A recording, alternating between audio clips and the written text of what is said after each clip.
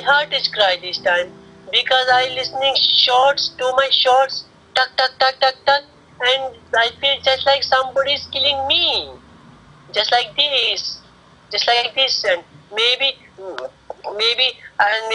some government giving order just like this, but it's not good order.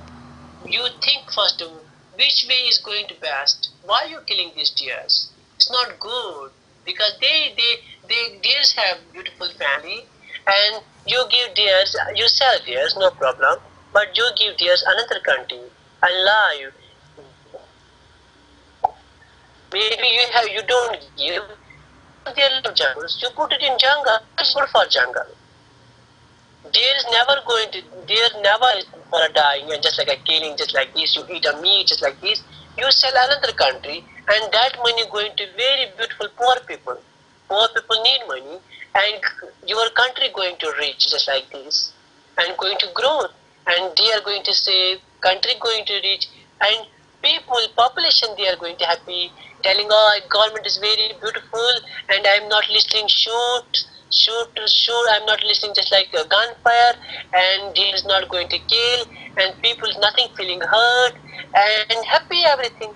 It's little solution and whole country happy. And Leslie, you are the organizer of this demonstration, this walk. Can you tell us a little bit your history about the working to stop the cull? Yes, about a couple of years ago we did quite a bit of petitioning on it. I got lots of petition signatures. We've done protests outside the gates on the usually on the first Monday of the month when they start the cull. Yes.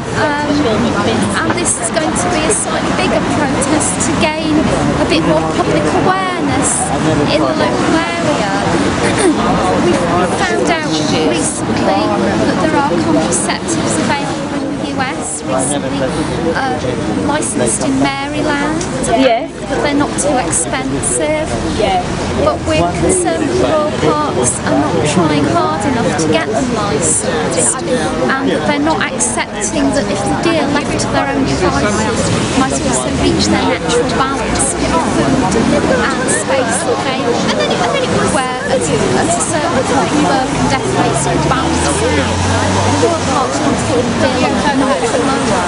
And how long have the culls been going on for? Pretty much always. I don't think it's ever stopped. Henry VIII started these as deer hunting parks. As far as I know, it's never really stopped. So it is a huge tradition, isn't it? It is, and we don't like tradition being used as an excuse. Tradition used as an excuse for slavery and all sorts of abuses of human beings. We moved on from that. Why can't we also move on from it for the animals? And do you know what do the parks do with the animals once they are shot? They sell them for venison. They get about $29,000 a year from the sales of the meat. And where do they sell this meat? Do you know? I believe it's local butchers. I heard there's one in she at one time some venison used to go to the Queen and to even high officials. But I believe it's just sold. Yes, because it's very expensive, the meat of the deer. It's a huge profit. They get a lot in money. Yes. But actually the trouble of getting people out to shoot, I don't see why it would be less sensitive. Someone else to go out shooting and kill. That's right.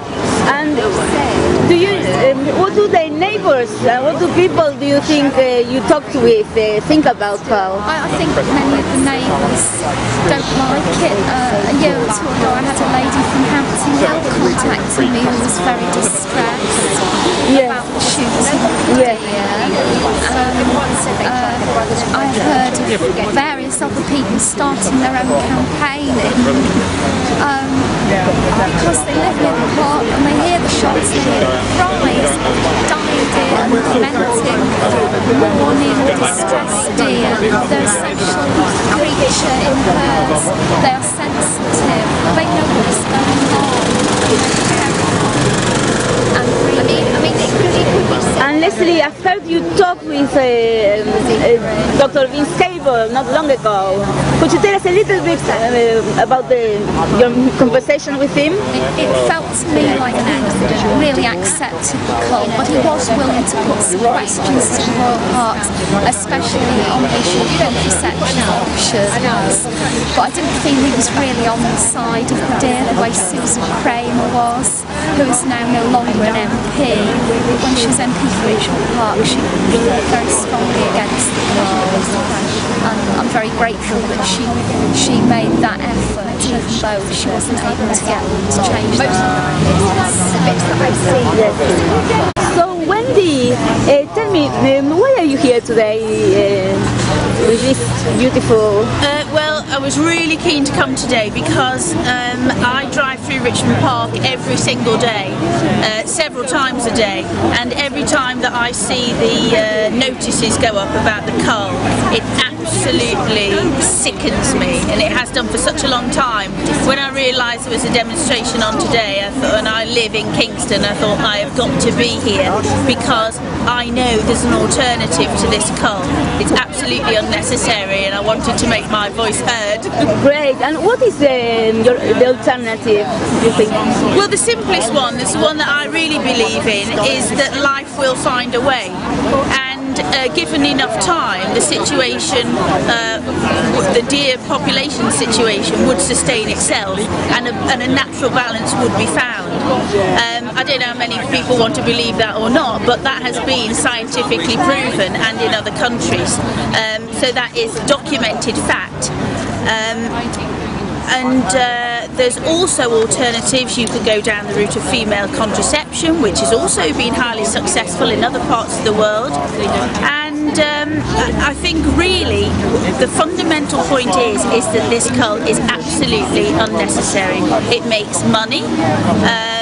I believe that the venison, the meat goes for about just under £30,000 a year is recouped in the sale of the meat, which I don't think a lot of people realise, so that is no different than actually farming the parks. Yes. So it's more like, it's like a park is kind of a facade for a deer farm kind of thing, if they are selling the deer in such a way. Absolutely. Richmond Park and Bushy Park are turning into nothing more than deer farms.